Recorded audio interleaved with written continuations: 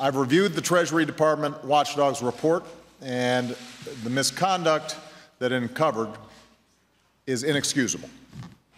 It's inexcusable, and Americans are right to be angry about it, and I am angry about it. I will not tolerate this kind of behavior in any agency, but especially in the IRS, given the power that it has and the reach that it has in all of our lives. And as I said earlier, it should not matter what political stripe you're from. The fact of the matter is that the IRS has to operate with absolute integrity. The government generally has to conduct itself in a way that is true to the public trust. That's especially true for the IRS.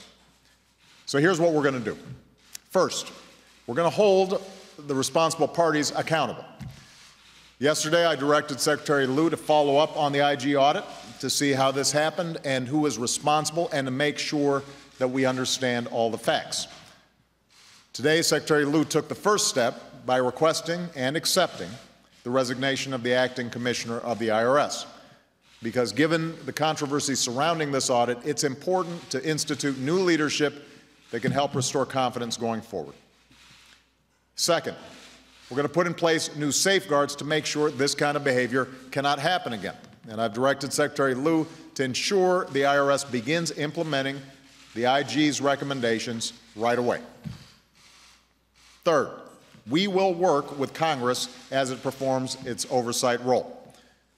And our administration has to make sure that we are working hand in hand with Congress to get this thing fixed. Congress, Democrats and Republicans, owe it to the American people to treat that authority with the responsibility it deserves, and in a way that doesn't smack of politics or partisan agendas. Because I think one thing that you've seen is, across the board, everybody believes what happened as reported in the IG report is an outrage. The good news is it's fixable, and it's in everyone's best interest to work together to fix it. I'll do everything in my power to make sure nothing like this happens again, by holding the responsible parties accountable, by putting in place new checks and new safeguards, and going forward by making sure that the law is applied as it should be, in a fair and impartial way. And we're going to have to make sure that the laws are clear so that we can have confidence that they are enforced in a fair and impartial way, and that there's not too much ambiguity surrounding these laws. So that's what I expect, that's what the American people deserve, and that's what we're going to do.